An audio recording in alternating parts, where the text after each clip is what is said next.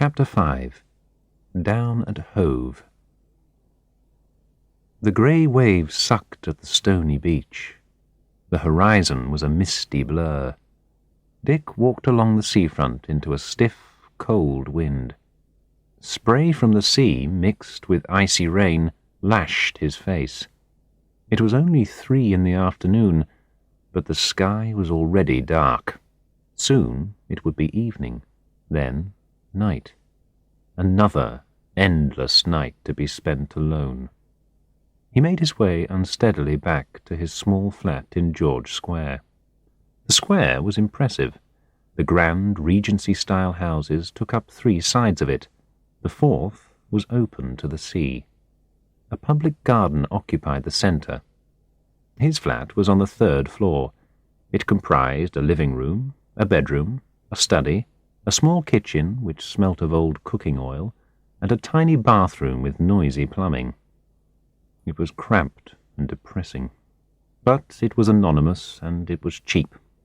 Dick had rented it from a friend of his sister Maureen, soon after leaving Sally 3 months previously. As autumn turned slowly to winter in Hove, Dick's despair grew deeper. The days were a succession of self-hatred, drinking, and nightmare sleep. Each morning he woke at 4, then struggled to find sleep again. By the time dawn came, he had fallen into a deep slumber, and only woke again at 11.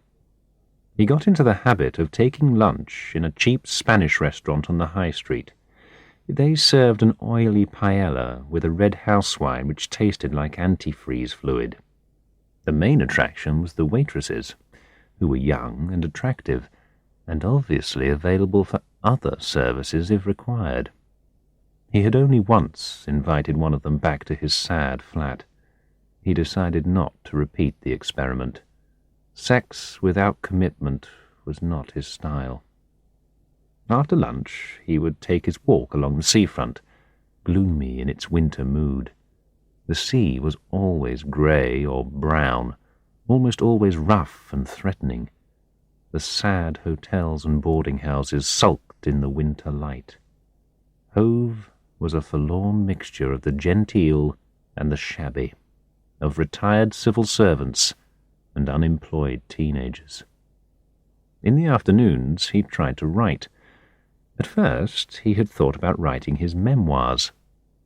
He quickly realized that no one would be interested in reading them. He then began writing poetry. It was intensely personal.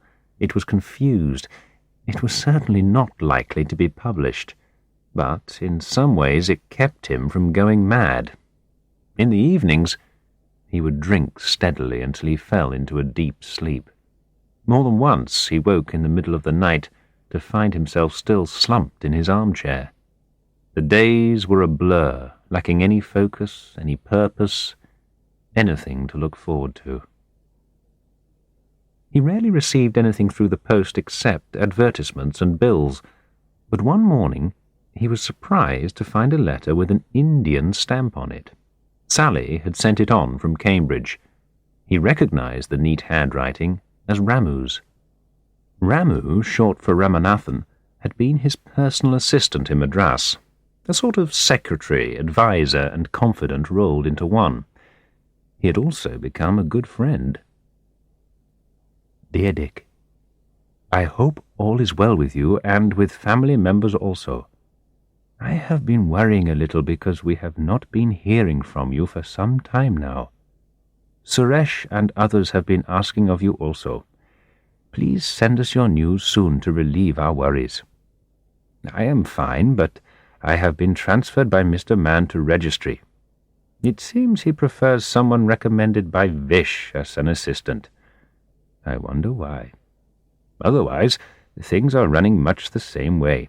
The factory is doing well, but the Hosur factory project has been suspended. Something to do with changing contractors, but management does not tell us what. There is a rumour that Vish is renegotiating the contract with some other company. That will be interesting, will it not? People also say that Mr. Lennox will soon be returning to London on promotion. You remember Nagarajan in the accounts department? You helped him out when his wife died. Well, he has also taken early retirement and gone back to his hometown near Bangalore. He is a broken man. All along I have suspected something, but now I am sure. The reason you and Nagarajan were sent on early retirement is definitely some sort of plot of Vish and Molly's. They somehow persuaded Lennox to get rid of you. How do I know this? I will tell you. Number 1. Before you went to Delhi that last time, Molly had also gone. She said that she was on sick leave, but I have found on the file the receipt for the air ticket. In central filing we can discover many things. I checked with Pal in the Delhi office, and he remembers seeing her in Lennox's office at about that time. Number 2. I have also overheard some interesting conversations. One day, I heard Vish threatening Nambiar in accounts. You do what I told you, or I'll arrange for you to take early retirement too.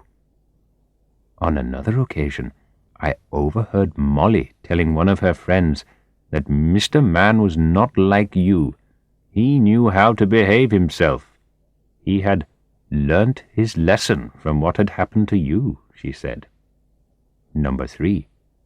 I have also obtained a personal note from Lennox to Vish. Don't ask me how I came by it. In central filing you can sometimes find things which ought to have been destroyed. Anyway, it is obviously about you. It agrees with Vish that something has to be done urgently because you were getting too curious, especially about the Hosur factory project. I will show it to you one day if you wish. What does all this mean?